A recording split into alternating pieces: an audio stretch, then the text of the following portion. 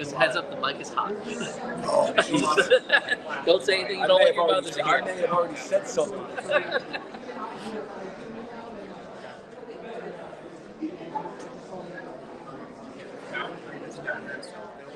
Thank you for the warning. What are you streaming, or what are you? Yeah, live stream. Live streaming. Yeah. Yep.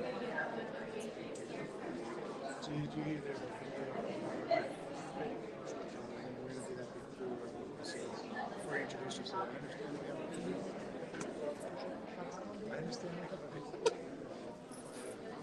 Thank you.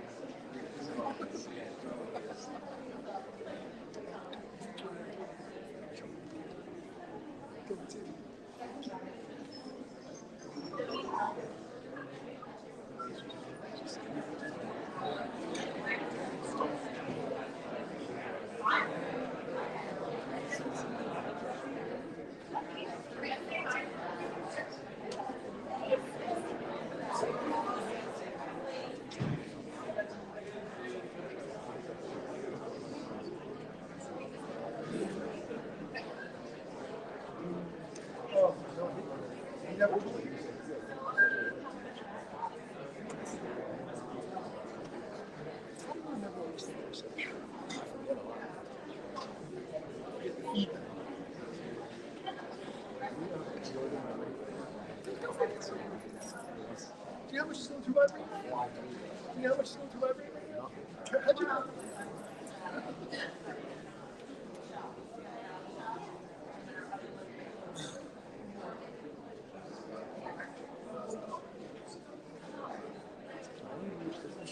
No. Done enough. Yes. I'm not going to the Atlas team right now. So. This house. Yeah. Yes. Well, he's just a hermit, so it's like it's very isolating. Adam, his one son graduated in 15.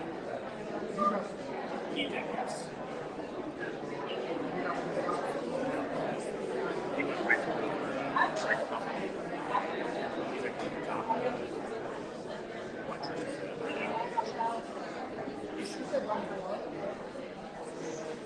I'm science grade.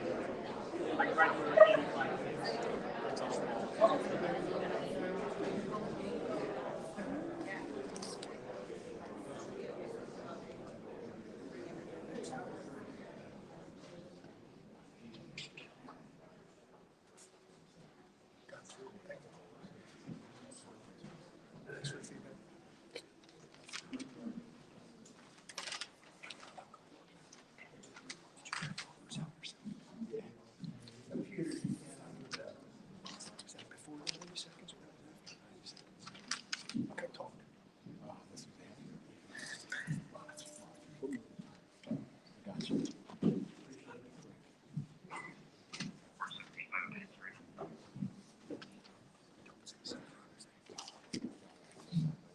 Welcome to the April 24th Board of School Directors Monthly Action Meeting.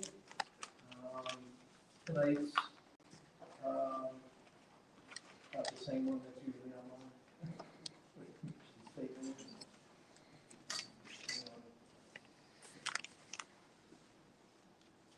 Okay, do you mind?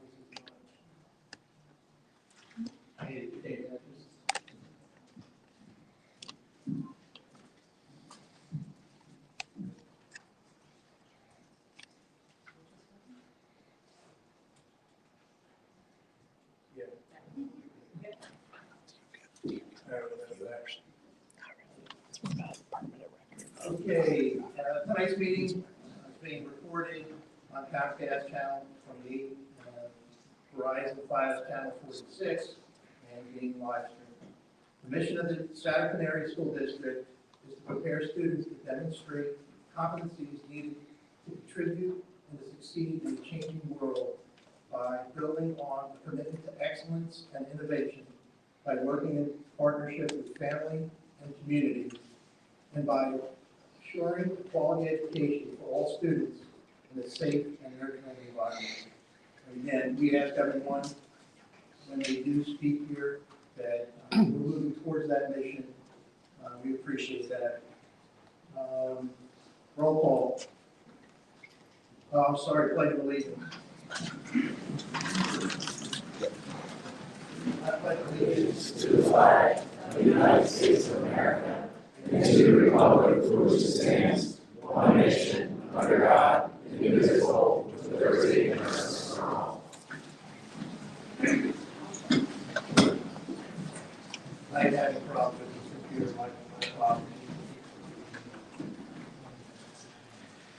Okay. Now, roll call. Mr. Barnes. Here. Mr. Rothschild. Present. Mr. Strong. Present. Ms. Kozak. Present. Mr. Micah. Mr. Key. Here. Mr. Landis. Here. Mr. Nelson. Here. Ms. Wheeler. And we have a quorum. Thank you.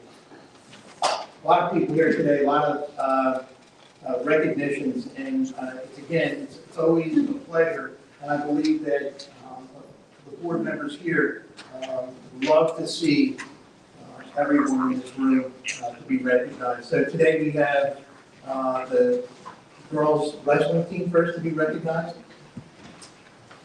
Thank you very much. I'd like to thank the board for bringing our both boys and girls wrestling team out here and acknowledging them here this evening. I'd like to thank both sets of parents for supporting our coaches and supporting our student athletes. I don't think it's a coincidence that when we win championships and we're successful, parents kind of trust the process and allow coaches to coach. So thank you, parents, very much. Our girls wrestling team did an unbelievable job this season.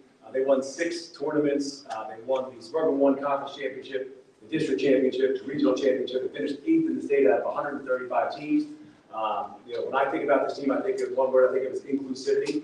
It's a team that is constantly recruiting new athletes and people that have never wrestled before and teaching them and seeing them grow. I love walking into the room and seeing very high-level wrestlers that are state contenders working with newcomers. It's an unbelievable thing to see. And that's largely part due to our leaders, Kate Lustig, Luca, Emily Sarr, that have been doing it a long time, McKenna Atkinson, and certainly our coach, Chris Atkinson, who is a champion for girls wrestling. We would not have girls wrestling. There's probably over 30 schools in District 1 that would not have girls wrestling if it wasn't for Chris Atkinson, who just pushes this sport. And thanks to the school board for allowing Sarrington to be the first team in District 1 and Suburban 1 to sanction girls wrestling. It's been an unbelievable experience. And on behalf of the athletic department, ladies, congratulations, Coach Chris Atkinson.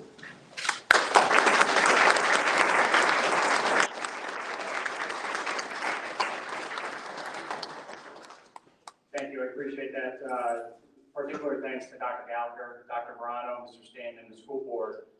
We're getting ready to get into our 5th season. I don't know if everybody realizes that it's been that long already, but yes, Sarrington girls wrestling will be getting ready to go into their 5th season in 25-26. This year, there were nearly 5,000 girls wrestling in the state of Pennsylvania in grades 7 through 12, and there's nearly 250 high school programs now in the state of Pennsylvania. And yes, Sarrington was the first in southeastern PA and in District 1, and now we're up to almost 35 schools in District 1. Everybody's coming on board. Our roster this year of 11 included 4 first-year wrestlers and only 3 girls that have more than 3 years of experience. Our girls thrive in individual tournaments. The girls won tournaments at Big Spring, Sarrington, and Central Bucks West. We went out to Pittsburgh and took 2nd in North Allegheny against the best teams in Western PA and finished no lower than 4th in any tournament this season. Our top 4 girls won 135 and 26, wrestling one of the toughest schedules in the state. We had 6 girls win over 20 matches, and all of our full-time varsity starters won more than 10 matches. And that includes first-year girls, second-year girls. One of our girls, Jossie, first-year wrestler, won almost 30 matches in her first year wrestling. Great accomplishment, and that's kudos to the program, the staff, and all the girls on the team. As Mr. Stan mentioned, the inclusivity.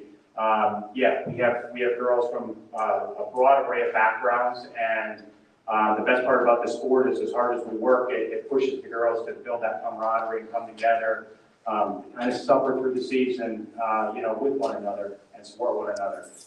So that's the great part about this sport. And I guess without further ado, we have certificates. I'll call the girls up one by one, and we'll recognize them. First, we have freshman Sierra Mo.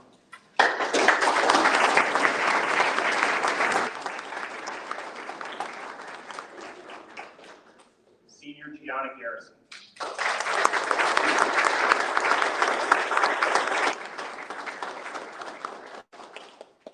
This next girl was Suburban 1 League, second team, sophomore Emily Hernandez.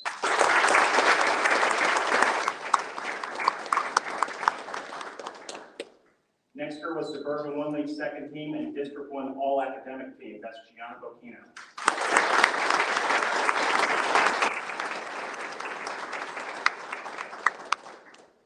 This girl is a senior. She was Suburban 1 League honorable mention and the District 1 fifth place finisher, Noemi David.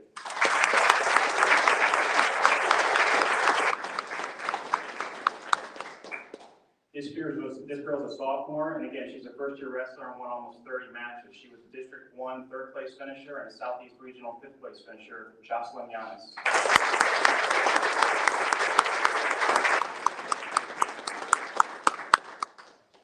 Freshman, Suburban 1 League first team, District 1 runner-up, Southeast Regional third place, PIAA State seventh place, freshman Holly McKinney.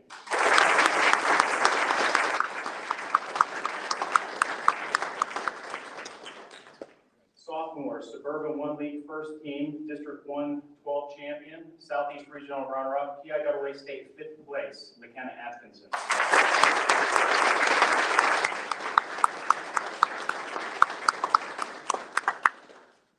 Junior, Suburban 1 League second team, District 1 runner-up, Southeast Regional fourth place, PIAA State eighth place for the second time. District 1 All Academic team, All State Academic first team, Emily Sarr.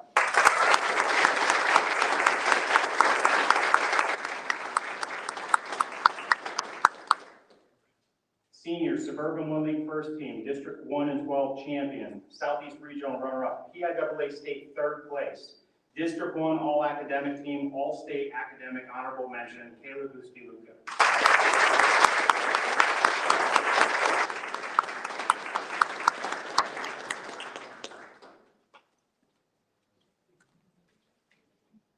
Well, I'm going to tell a little story back when I was in high school. My dad was part of the wrestling team. I got to go and watch all the wrestling matches, and I got to know so many of the wrestlers. I've played a lot of sports in my life. I was able to help a wrestling team once. The dedication you have to have to be on a mat by yourself against somebody, it's amazing. So what you've done, I'm getting chills right now because you've accomplished so much. And we're proud of you with all the work that you've done. I've heard a lot about academics, and one thing that when you see athletes work and be dedicated that much, is that it usually does carry over to academics too, because you're disciplined. So I truly appreciate it. We're proud of you, and I'm going to first ask if are there any parents, guardians, family members here that have supported these lovely ladies. Please stand. Please stand.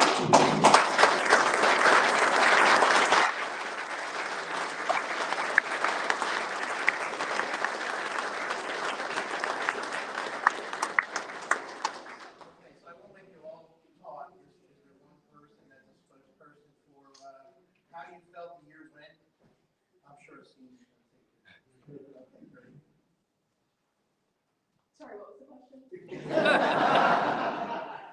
What was the best part of the season? I think the best part of the season was connecting with these girls. These are amazing girls, and I was be able to ask for a better team. And you girls have scored fine. I have to agree with you that in wrestling, it seems like an individual sport. But the thing that I noticed, the encouragement that you get from each one, especially in practices, very, very tough. So I appreciate it, and again, congratulations. Thank you.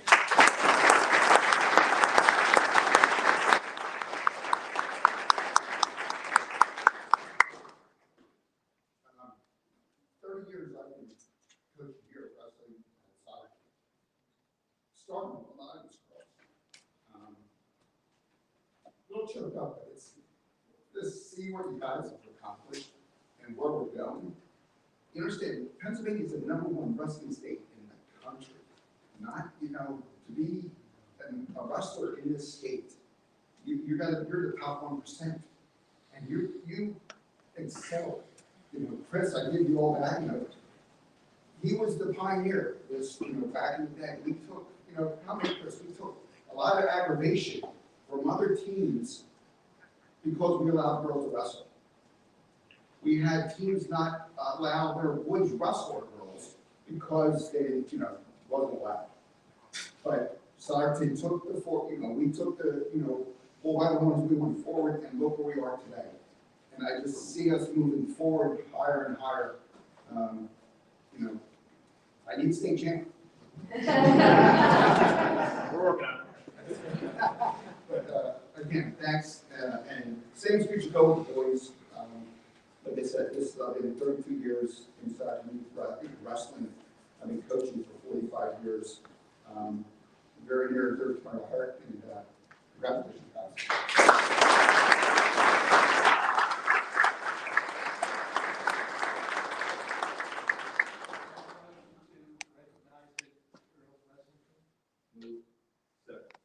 All in favor?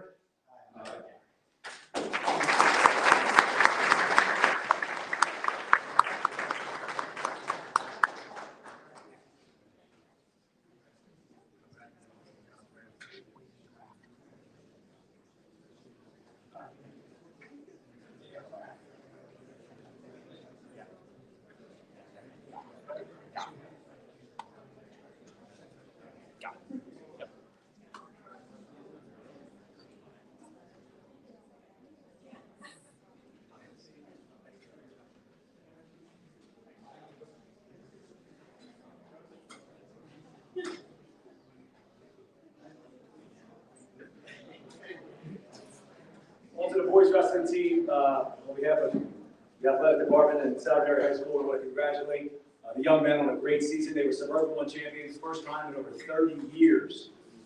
This was long overdue, and you guys really got the job done this year. One thing I think about with this team is a brotherhood. I loved going into the wrestling room. It's such a gruesome sport, a hard sport that demands, demands fundamentals, demands discipline.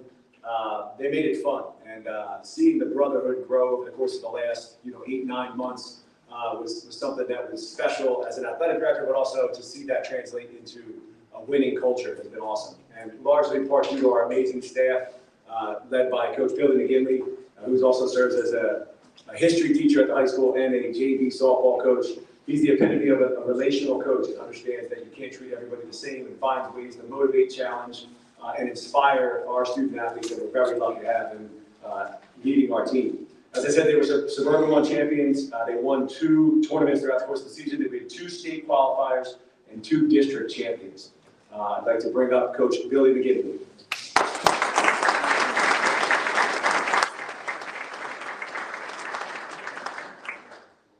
Thank you, board. Appreciate you guys recognizing us tonight. It's truly an honor. Piggyback off what Mr. Stanton said here, first time winning a league title in 30 years is truly an accomplishment, and we're really proud of this team. So hats off to you guys. Congratulations.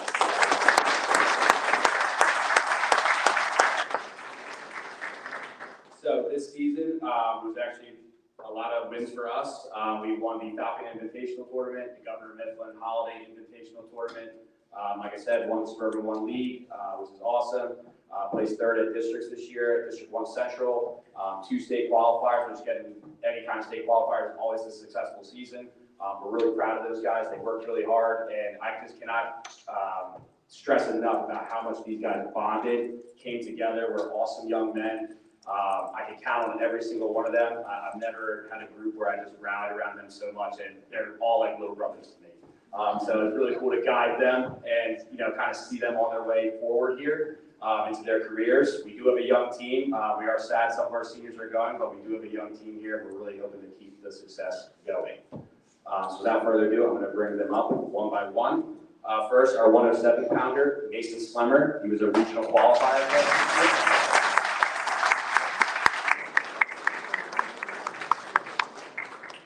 Next, our 114-pounder, District 1 Central champion, outstanding wrestler at that tournament, also one of our state qualifiers this year, Clayton Walton Ball.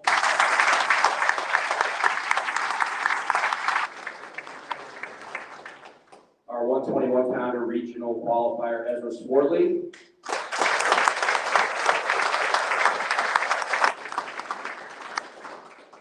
our team captains, Jaden Bacon, our 127 pounder.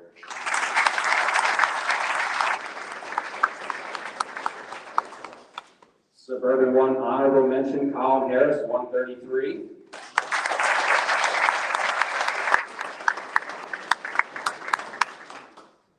Our 139 pounder, Dom Ramos, was a state qualifier for us this year. Congrats, Dom.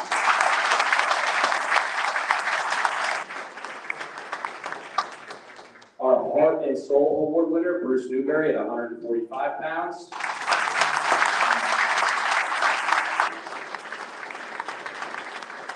Suburban 1 honorable mention, Jake Banner, 152 pounds.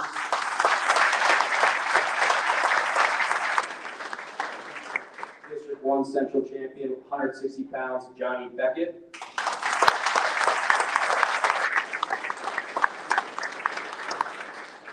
Regional qualifier for us, Sawyer Lester.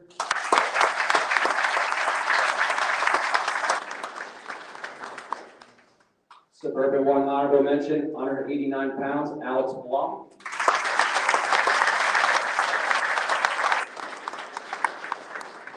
Regional qualifier, 215 pounds, Mike McCormick.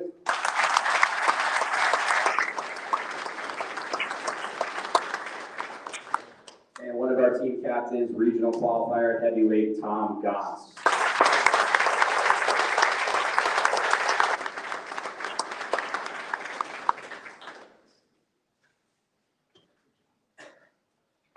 Again, the same thing, the dedication that it takes to do what you've done is just a great feat, and you should be proud of yourselves. So I'm going to ask again for the people that supported you, your parents and your family members and your guardians, can you please stand so we can give you a round of applause too.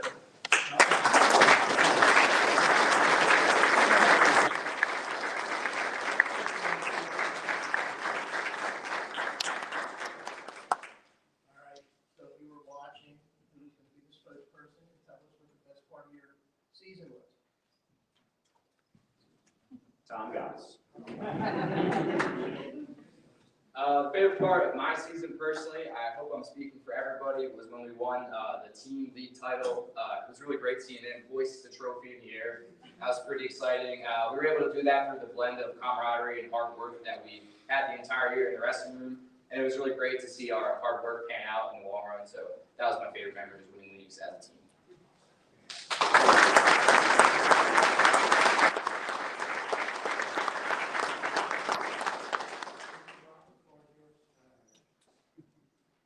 Tom, I didn't think you were better to get to 285. I remember when you were only like 45 pounds. I would have those kids up there. I started when you were first grade, kindergarten. So every time the team walks out, more part of you walks out. So, and I still have the running joke. I can walk into innings, Landis, and I yell Godzilla, and the kids turn around and get ready to go take down. Ask you why you do it for the sport is this, you know. I'll get my national champ one of these days. 32 years here, Sarrington, to see them hoist that trophy this time was the most amazing thing in my career here. So, but not to take away from you guys are great. To win an outstanding wrestler claim at District 1 is amazing. Okay, going on the states. Yeah, how many seniors you have? Where you going? Go down the list. Oh, we start with this guy right here. You go to Bloomsbury? I'm going to George Washington University in DC. I'm doing carpentry. Taking a gap year.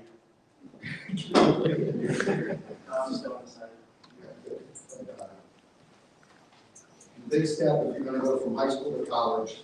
It's huge, but stay in it. Give back to the younger ones, you know, if you can. Congratulations. God bless.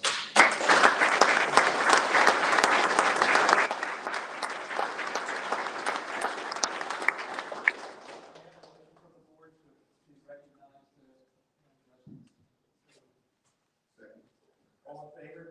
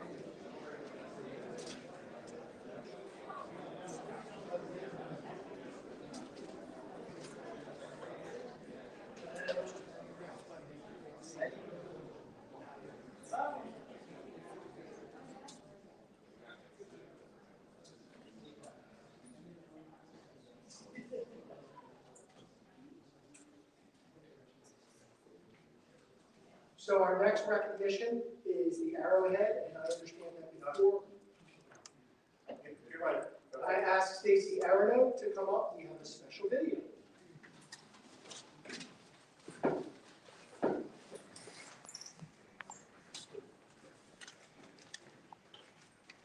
There's a space here, we can bring this up and see if we can get a small photo, maybe of Spanish class in there.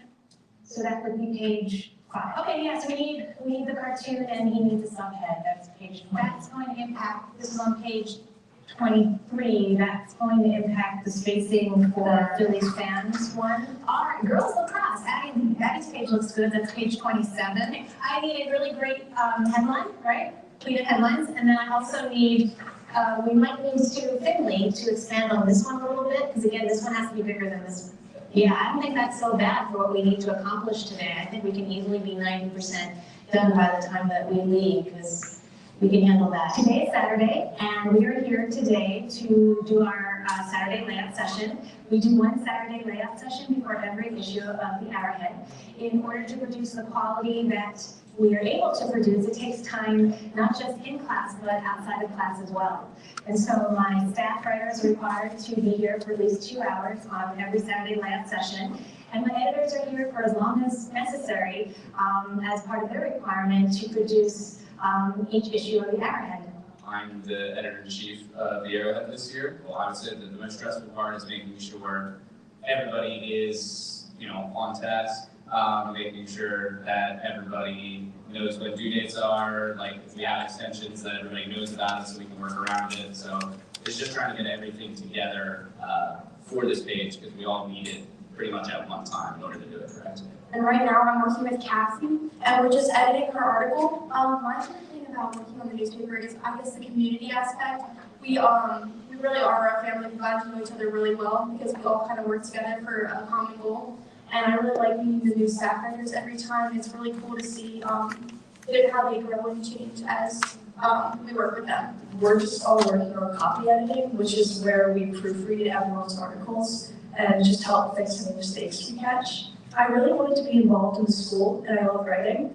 And I think it's a really good experience because you get to interview people, and I won't be able to interview anyone else if I'm outside this class. I'm a staff writer here. And we're working on photo captions. So for these photo captions, we start with the 2 to 3 word kicker to kind of grab your attention, and then we try to have 1 to 2 sentences just kind of explaining what the photo is about. One of the things that makes this course so special is that we are still producing print journalism. And there is not as much print journalism out there as there used to be. And while we still have an online presence with the arrowheadonline.com, every 6 weeks or so, 6 times a year, we produce a hard copy print edition version, something that looks like this. This is a 36-page print journalism edition of the Arrowhead. And all of the skills that they learn for this print edition are skills that will be applicable in all forms of communication moving forward. I think what people kind of underestimate or don't think about for journalism is that we actually spend a lot of time together. So a lot of the people in this class, I maybe knew them like passing in the hallways, but I didn't really ever get to interact with them. So I think that part of it, whether it's people in class or people in the community, teachers in school, other students, even when you have to go to random businesses and hopefully get an advertisement from them, I think just really the human interaction part of it is something that people don't realize. And that's one of the biggest things that I think has benefited me and impacted me because now I'm a better people person, so it's good.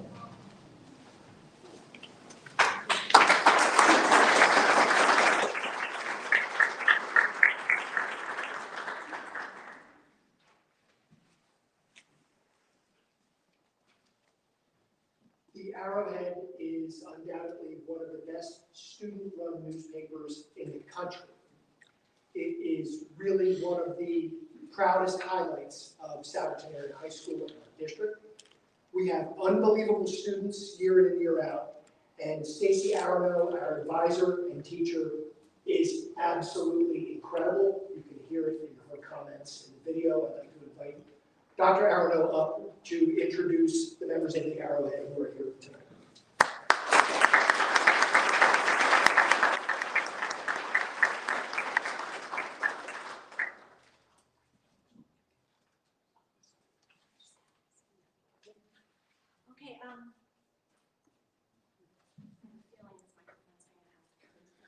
Okay, at this time, I'm going to ask that the editors who are here tonight for this year's Arrowhead editorial board, you would come forward and just stand maybe in 2 rows so everyone can see you.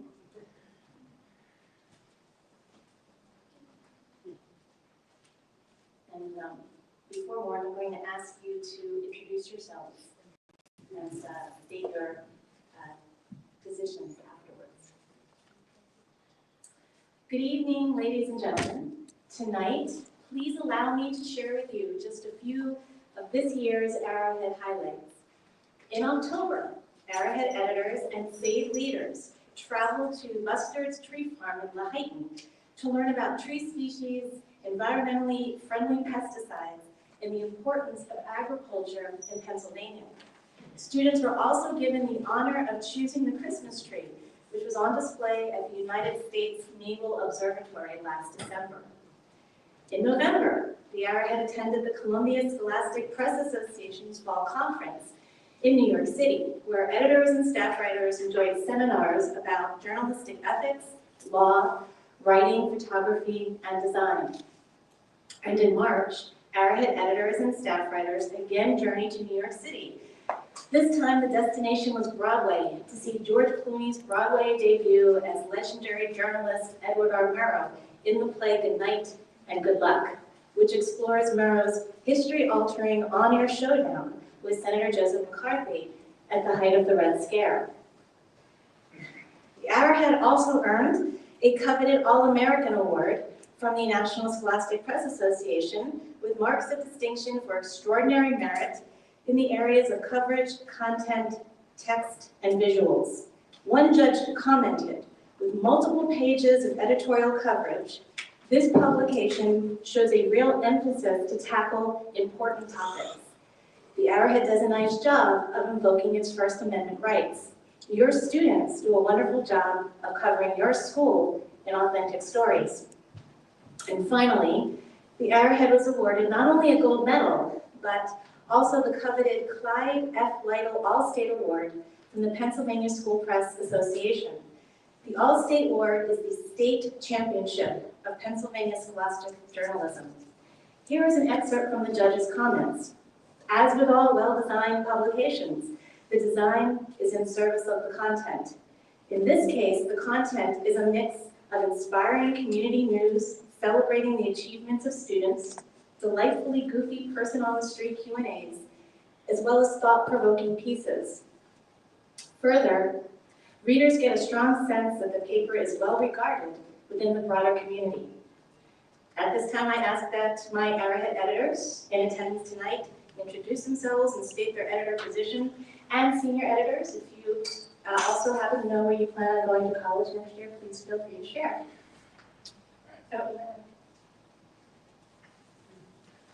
I'm Jake Gottschall. I'm the editor-in-chief this year. I am a senior, and I'm going to Penn State. My name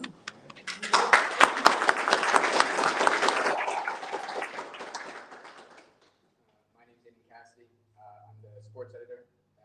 I'm a senior, and I'm going to the University of Kentucky next year.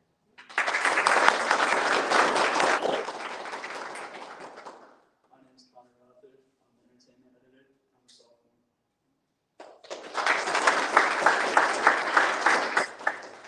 I'm Karen's. I'm the website editor.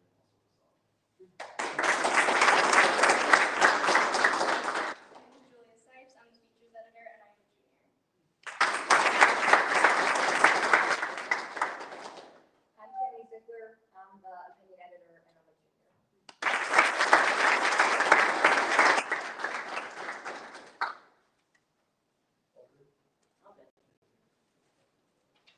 Yeah, before the board gets off, I just want to say, I'm a newspaper guy, and I miss the newspaper. I like the Sunday paper, when it took you half the morning, and then you brought it back out, and you didn't even finish it. I believe at this point in America, the Arrowhead is the biggest, largest print newspaper.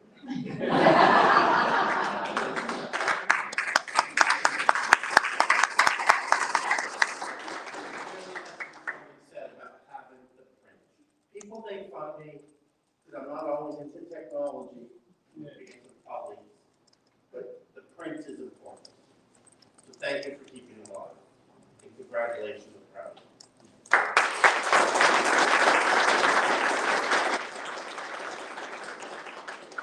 have to agree with that. You know, reading also, sometimes you need that touch. You like to read that book. Some books I don't, some I like to read. But there are books that when I read for enjoyment, I like to touch that book. If it's for other things, no. But are any of you going into journalism? You both are, okay. That is great because we need journalists. We need good journalists. And we need journalists to tell the truth. And what I see here, and I love when that paper, the Arrowhead, is sitting here for me to read, and I know that in the next 2 days I'm going to be flipping through that, and I truly appreciate it. Whether I like the story or not, I love reading it and truly appreciate what you've all done. So thank you for everything you've done and accomplished. So do I have a motion to recognize the Arrowhead? So moved. Steve, second. All in favor? Approved.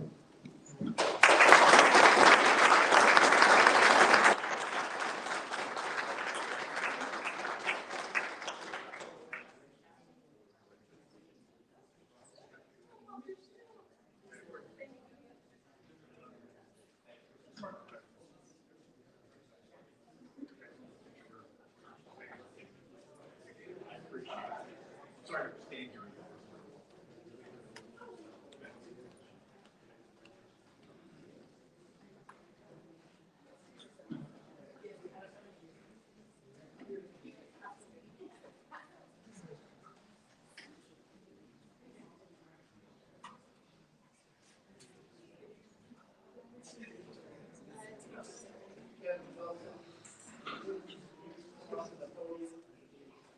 Special recognition.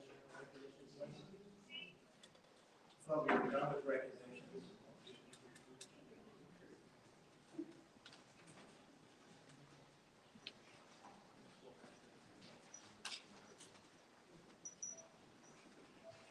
Okay, let's introduce the student, and then Mr. Nelson will take it over. This is Kate. She is a senior. She's been a very faithful member of City since she was a freshman. She's a wonderful student that I can count on for anything at any time. And I'm really proud of all the work that she's done for the 4 years that she's been here. And I'm Kim Wilson. Kim is the, I'm sorry, Kim is the advisor of SASD, but also one of our stellar science teachers in high school, who also runs the greenhouse. They do beautiful things next to us. But I'm going to let Mr. Nelson, we moved up his report to now to do the special recognition. So in 8th grade was my first chance to have a garden back in New Jersey in this small little area. And it was one thing that my dad and I bonded. And he taught myself and my brother and sister that we should take care of the earth. My dad was a teacher, I think I said that before, but he was a business teacher, but he still believed in taking care of everything and everyone. So I found my love for plants and the earth, and my daughter, who graduated from Sarrington, the thing that she loved the best was going to the safe house. And she just loved the experiences she had there. She didn't have the love for the earth as I did, but as she grew in our family, she did. So when I heard that we were taking down the safe houses, I wanted to be a part of that, and I was on a committee with so many people that were from the start of SASD to the people that are involved in it right now. And I know that in the high school we've saved the mosaics. It's in the main corridor right in front. I think it is phenomenal that we have that heritage in front of there. And it was one of the things that my daughter said, what do they do with the mosaics? So really appreciate that. And I just thought it deserved, that you deserve some recognition for everything that you've done with the SAVE program and everything that we still are doing. So thank you. Thank you. Well, speaking of the, I don't have anything prepared, well, I'm just speaking on the cuff here, but my daughter was actually in 2nd grade at Burnfield when they did the mosaics. So, and she ended up, graduating. Now she's actually works at Mount Cuba Center down in Tocassa, Delaware. So she is continuing, her job is growing native plants for both the Mount Cuba Center and other people to plant all around to repopulate the world with native plants.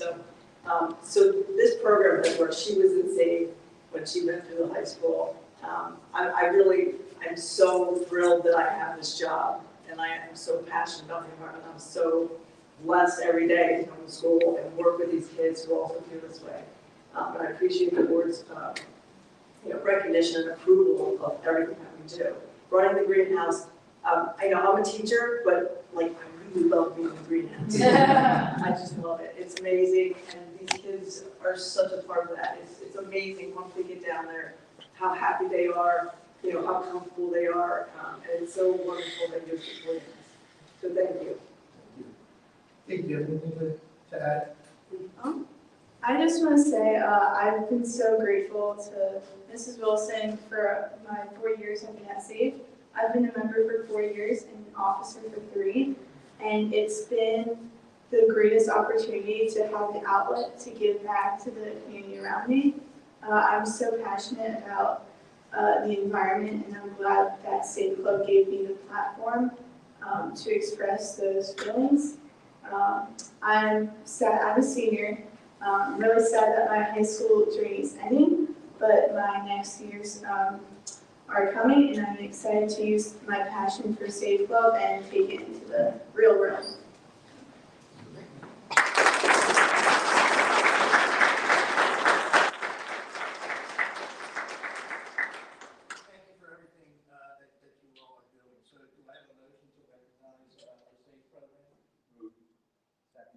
All in favor? Approved.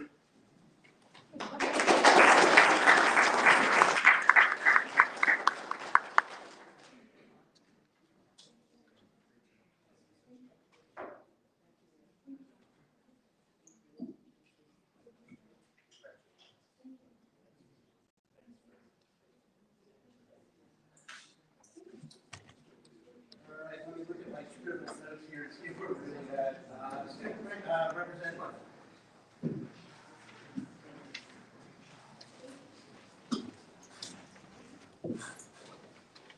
Hello, everyone.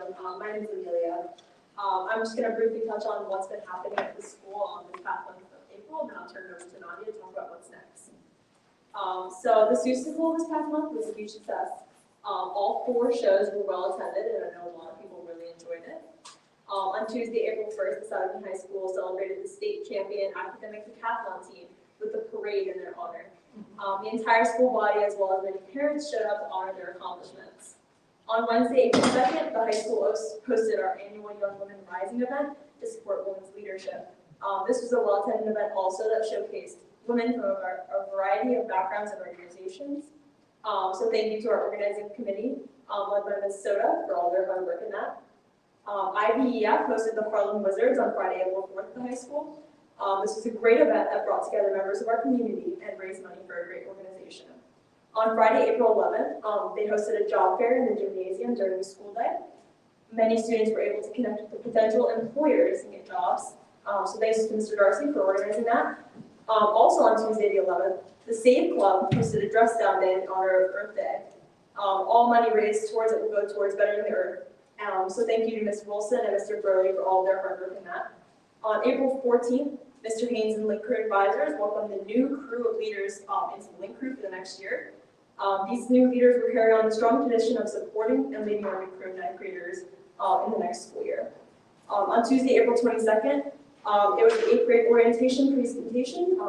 Dr. Verano in the guidance department and some students shared information regarding what they can expect coming up in high school next year. Now I'm going to turn it over to Nadia.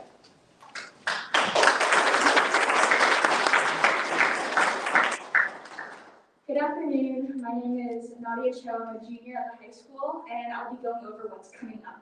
So tomorrow, April 25th, is the 8th grade mixer. All incoming 9th grade students are invited to a mixer at the high school.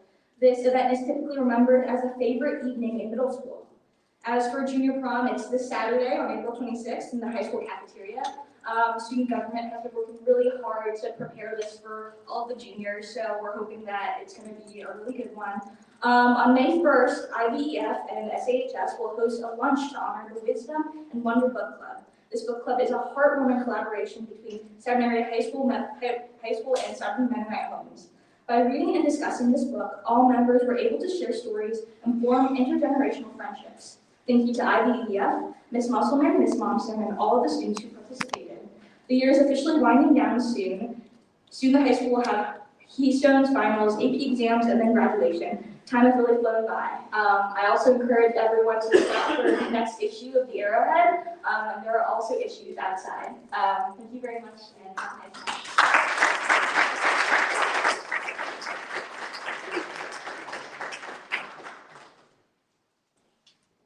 Okay, on to public comments.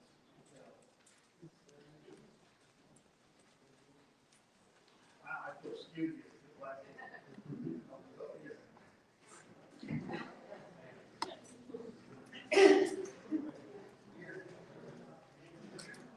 All right, we have Kevin Shelley on the topic of policy number 7.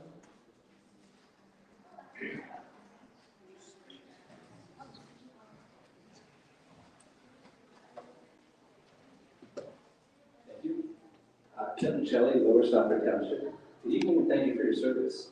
I'm here to address a critical error in Policy 807, specifically concerning the moment of silence for the anniversary of September 11th. The policy you're about to vote on incorrectly states the date as September 11th, 2011. The correct date is September 11th, 2001. You may want to consult the solicitor for how to proceed before your vote. Finally, since you're updating the policy for only the second time since its inception, I'd like to suggest another addition to the policy for you to consider. While Policy 807 covers flag display usage, it lacks guidance on the proper disposal of flags that are worn or damaged. I believe having a section that outlines procedures with respect to the retirement of flags in accordance with the U.S. Flag Code would make the policy more complete and provide an opportunity for student education. The Lower Stafford Township building offers a flag disposal service, which the district could utilize. Thank you for your time and attention to this important matter.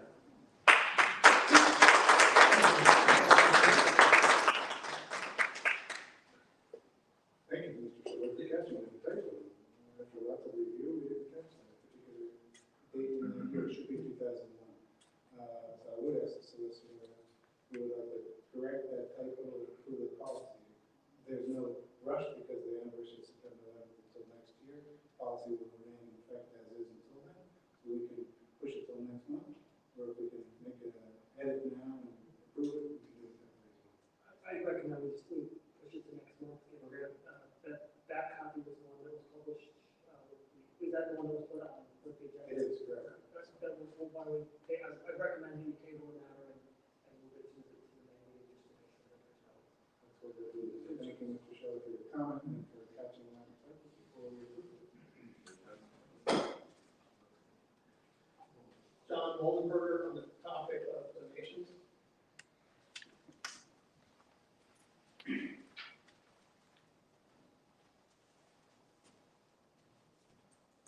Thank you. Yeah, so this is specifically to item number 815. First and foremost, I do not object to the school receiving donations, especially on big projects where it's going to save taxpayer money. But the project for the new baseball and softball fields was presented and approved at the September 2024 action meeting. And no part of that proposal that I had seen indicated that any of the permanent structures like the dugouts were going to be constructed. About 2 months ago, I'd seen some snarky comments somewhere about someone donating material and labor to the new fields in retort to a comment about the cost of the current construction project and lack of action on the roof at Indian Valley. A few days after that, I happened to drop my child off at the high school and noticed that with the advancement of the project, there were in fact foundations being laid for some sort of solid structure of what appeared at the time to be dugouts and storage for equipment.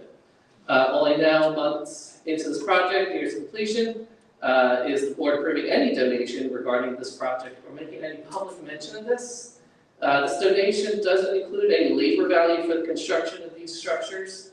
Is the labor to complete that being completed on a donation basis as well? Or are we using funds from the approved project for it?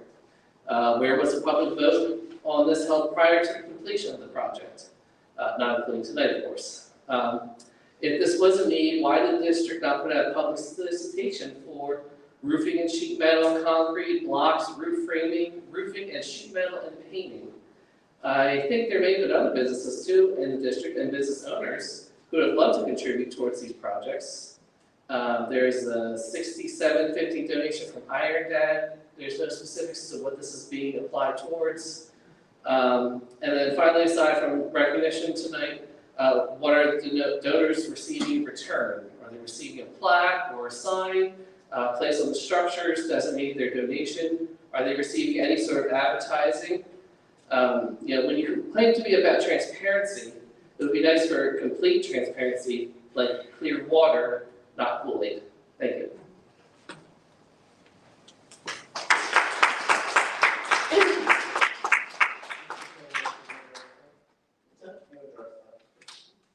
So donations, usually the board approves them once they've got the donation in hand. As you see, usually when a check comes in, because people can offer stuff, but until it's actually donated to the district, that's when we approve it for our policy. As far as those donations, those are people that volunteered in the community to do so. There's no requirement to solicit donations. However, we did indicate that there was some donations and changes when we approved the change orders. And that was the reason why we did some change orders. We mentioned specifically the dugouts. We were saving significant money in dugouts, and that's what allowed to change some of the project. So we had talked about prior, but once again, donations will be approved tonight since they have been donated to the district at this time. Thank you. And I will direct anybody to me if they want to donate anything. Anytime. Okay, Mr. Chairman. All right. Alexander Wisser on the topic of consent agenda donations.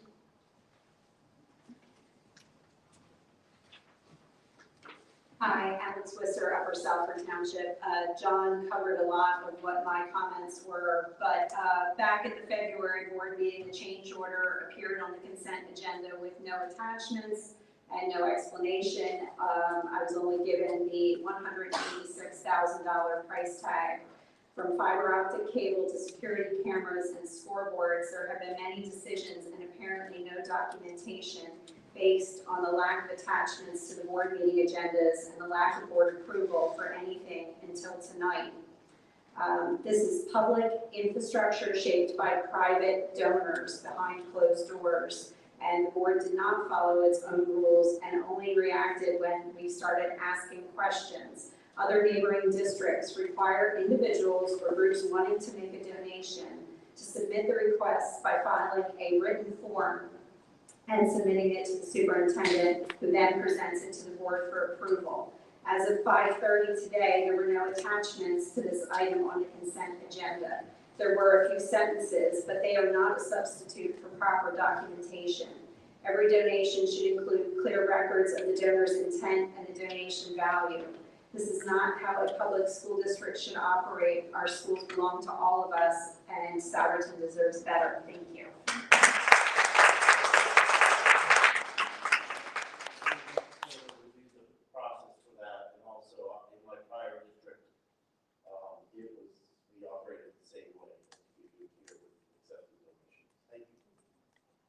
Rosemary Budenhofer on exec session.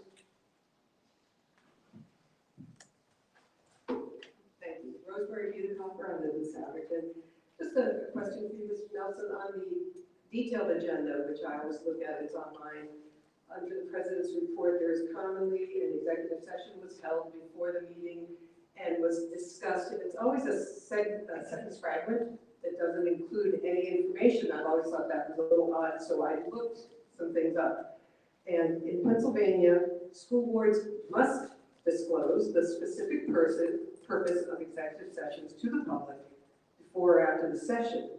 This includes stating the reason for holding the session with enough detail to indicate a real discrete matter according to the Education Law Center of Pennsylvania. For example, simply stating legal matters is insufficient.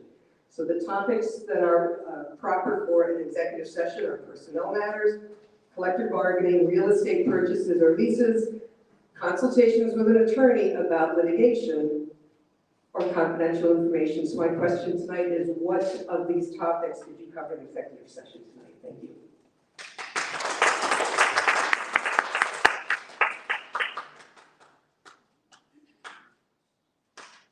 to be honest with you, it's legal matters. It has to do with retirements, it has to do with resignations, it has to do with hiring. And that's what they're there. We don't put the names there during the executive session. I don't know what more, I'm struggling with what more you want. And that's all we have to state, is exactly what you said, and that's what we're stating, that it was a legal matter. So we can't give you the legal matter, correct? Because it's a legal matter, it's still in process. Not asking for the letter. It's just that I have seen on other districts' websites where they have it, they will say concerning a lawsuit or a student placement. They're broad words, not specific, but the Pennsylvania Law Center says, their example is, legal matters, in quotes, is not a sufficient answer. So I'm not a lawyer. The school code says that's the right way to do it. And we are obligated to the school code.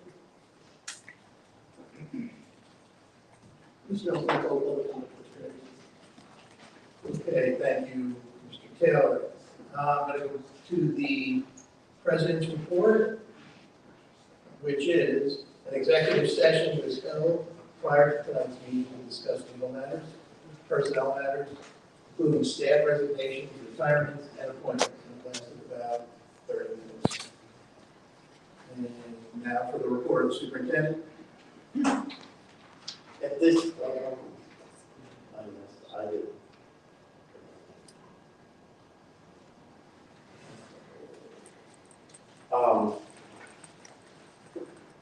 So this month has been busy with doing budget work, construction updates. PSSA began yesterday. That monopolizes the schedule for the next couple days and weeks. Spring concerts are occurring. I believe the orchestra tomorrow night at the high school. Field trips continue to go every day. They're going somewhere, either on our fleet of vans or in TSI buses. School Lunch Hero Day is Friday, May 2nd. That's when we're going to recognize our food service, Chartwell's employees, our employees and Chartwell's. And some community events coming up. The Save Greenhouse Flower Sale, that's a good sale to go to. It's May 10th. Go early because they sell out. So if you want your spring flowers or anything for Mother's Day, it's May 10th at the greenhouse. And the high school Spring Arts Festival is always a great event, and that's the same thing. It's going to be a busy day at the high school that day. And tomorrow afternoon and evening, we will have a soft opening to our softball and baseball field. Softball is at 3:30, JV baseball is at 3:30, and varsity is at 6:15. So this is a soft opening that we are limiting attendance to families basically until some of the grass starts to grow. So please pray for rain. There's a lot of grass that's been grown and we need it to rain. So that's my report. Mr. Nelson, at this time, I would like to recommend to the board that they approve the consent action items agenda 8.2 to 8.19 as presented. Board members are invited to remove an item from the consent action agenda if further discussion is needed.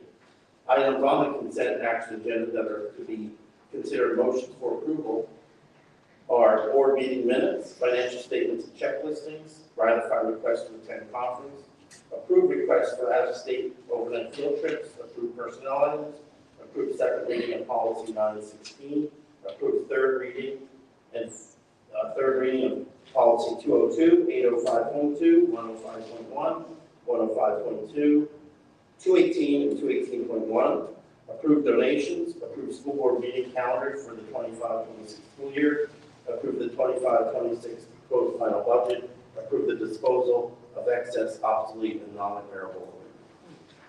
That was 8.13 was pulled out. Mr. Gilstrap, can we accept the motion to pull out 1.13 for? No, I thought we were fine, it's not being presented to the board yet, and we can vote at this time. Okay. Do I hear a motion to accept? Move. Second. All in favor? Aye. Approved. Motion passes. Okay. Future meetings. Wednesday, May 14th. Committee meetings here at 6:30. May 19th, North Montco Technical Career Center at 7 o'clock. That's in person. Wednesday, May 21st, MCIU at 6:45. And back here, May 29th for the board action meeting at 7. Report of the solicitor. I have nothing to report at this time. Any unfinished business from the board? Okay, hearing none, public comments, Mr. Taylor? All right, we have Don Waldenberger. Here's the topic of fairness.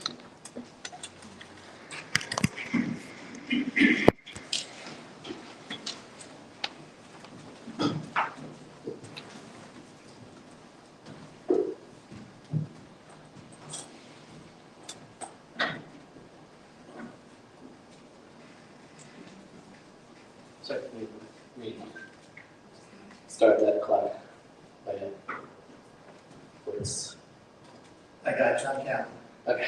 I got your time.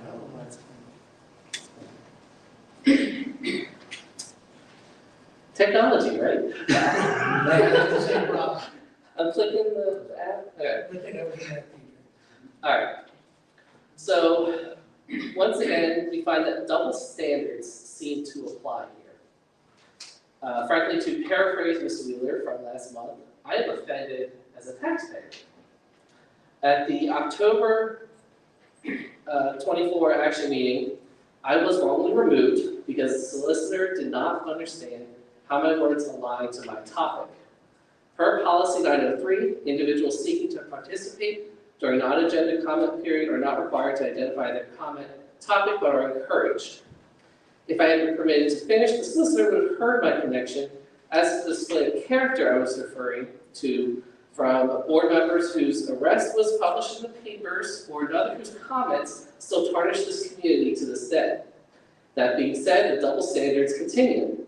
During another exchange with the solicitor who didn't understand my point, which I could have made if allowed to continue, they claimed that the topic had to be on something actionable by the board. So it was just brought to my attention a couple days ago that at the February meeting, Caitlin Durstein came up here and made comments about the community. How was any of her words related to, as she said, meeting feedback? She specifically named me as I was making a point about William Formica. She blew a lot of Duke's comments and applied them to an individual who I believed was a member of his family on a public forum. The point being completely lost on the Savage Strong group.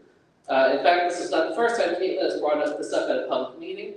She brought it up at the August meeting, the one, where she read the N-word from the book about the rape scene. This was the meeting where her husband's church was allowed to have a prayer service in front of the doors while all of us protesting had to go to the streets. Now, what does blasphemy have to do with any actual items by the board? I wasn't the subject of an action by the board, and not to my knowledge, I wasn't even in attendance because I was ill that week. So not once was she interrupted or corrected by the solicitor or the president, and even further, participation policy kind of does say that that wouldn't have been allowed in the first place. But her entire inflammatory remarks and accusations about a cease and desist suit from the district brought upon themselves, to which no information has been made public that I'm aware of. I guess we should continue expecting double standards from a body that refuses to take any action against a member who thinks women only get their jobs by blowing dudes, or wishes that we could hang people, especially when the de facto campaign manager is part of an organization that quoted Hitler and cheered about it at their convention. I'm still waiting for a formal apology from this board. I know it will never come. Sarrington deserves better. Maybe there should be some more resignations.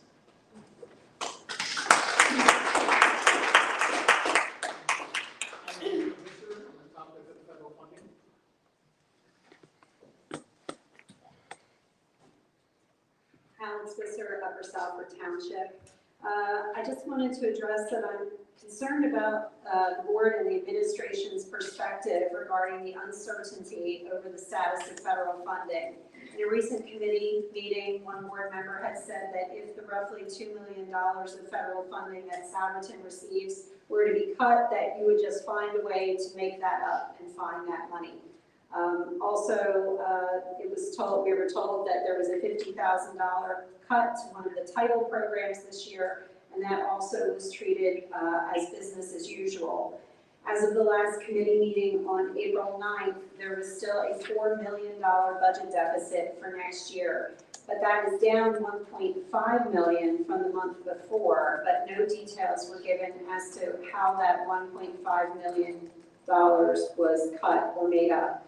The taxpayers deserve to know how efficiently our tax dollars are being used and how the board and administration are setting spending priorities. Thank you.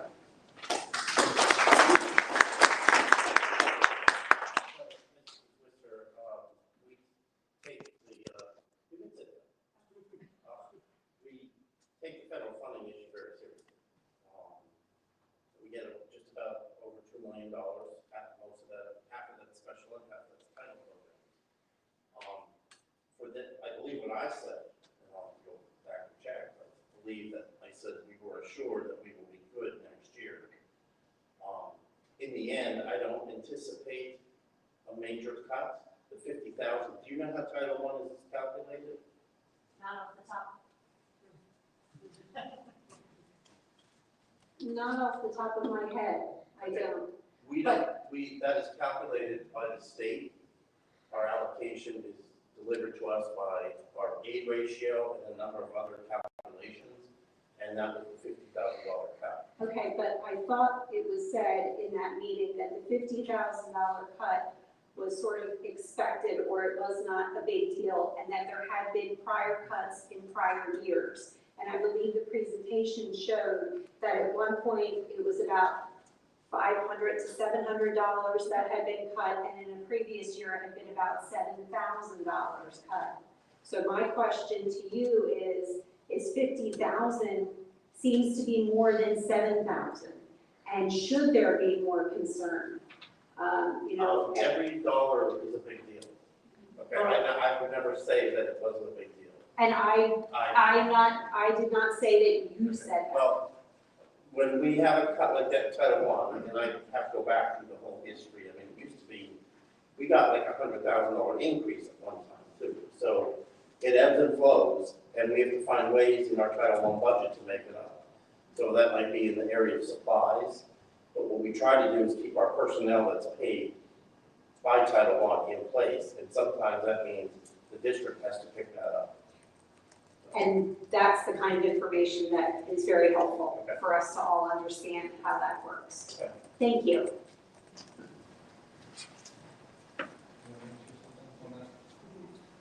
As far as the budget? Yes. So when you talk about the cuts in the budget, what the state school code requires is that we adopt a proposed final budget. And that is the mechanism for the public to be informed of what the district is expecting or anticipating spending money on and receiving revenues for next year. That is required to be adopted at least 30 days prior to the final budget. And then the state further requires that we post on a PDE form from the state in a specific format all the expenditures, all the revenues. That is required to be presented to the public for public inspection at least 20 days prior to adoption of the final budget. So adoption of the final budget right now is scheduled for June 19th, which means we have until May 31st to compile stuff in the PDE form, which we wait until it's approved by the board to make sure that they didn't make any adjustments at the last minute to have an accurate, as of the moment, presentation. We anticipate that it'll be available much sooner than May 31st, since we have more time. But a lot of times you'll adopt it 30 days or 31 days before, so they give you 10 days to do it. So we anticipate the next week or two that'll be available for the public to inspect it. We post it on our website like it is each year, and also get a printed copy for those that don't have internet access, where they can come and inspect it at the district office. So that is the process, and that's why there isn't a change of showing what's available now. The board votes on it. The proposed final budget, once it's adopted, is really the mechanism for the public to inspect the expenditures and revenues for the district for the upcoming year. Thank you, Mr. Taylor. And I'm trying to recall what was said at the committee meeting, and I'll go back and look at it, but I believe what was said, if it was $2 million that we would cut, that we would not receive, that we would fund it, because we will not let any of the programs go down. So I'll look at it. I hear what you're saying, but I believe that's what the comment with somebody said. So thank you for your time. Mr. Taylor? We have Rosemary Goodhopper on the topic of committee meetings. Good evening. me again, Rosemary Budenhofer in Sarrington. Margaret Mead famously said, "Never doubt that a small group of thoughtful, concerned, committed citizens can change the world. Indeed, it is the only thing that ever has." We in Sarrington have seen a small group of dedicated citizens who have brought about some changes that benefit the community, and those citizens sit in the audience here month after month. So I'd like to thank Corinne DeJesus for her persistence in asking me to live stream meetings and store the meeting recordings indefinitely. Live streaming is here, and while the 5-year storage that we are now having isn't indefinite, it's better than the 1-year delete process that we had in place before. And after Alex Wisser hammered home that policy committee had not met in 7 years, we now see a concerted effort on the board's part to review and update policies. There are 5 standing committees that board members sit on. Of these, 3 meet regularly: operations, finance, and education personnel. And as I've noted, policy has been brought back to life and is doing the work it should have been doing. So that brings us to technology. In September of 2019, Sarrington was hit by a cyber attack that crippled the computer network, caused widespread damage to equipment, and created chaos for teachers and families who suddenly lost access to some of their most important teaching and learning tools. In the 21st century, technology is a fact of life and learning. However, the Technology Committee rarely meets. In fact, in all the time that I have personally been coming to committee meetings, so for 3 years, I've never seen a Technology Committee meeting. So I went back to September 2019 in the board minutes, and the month of the cyber attack, which is why I chose it, and I checked. Since September 2019, the Technology Committee has met 8 times and has not met since 2023. Committee meetings are where the issues are hashed out, explained, discussed. I believe that each of the 5 standing committees owe it to the public and the teachers and students to meet faithfully and be sure they approach their missions in a proactive rather than reactive manner. It should not take right to know requests or public pleas to have that done. Thank you very much for your time.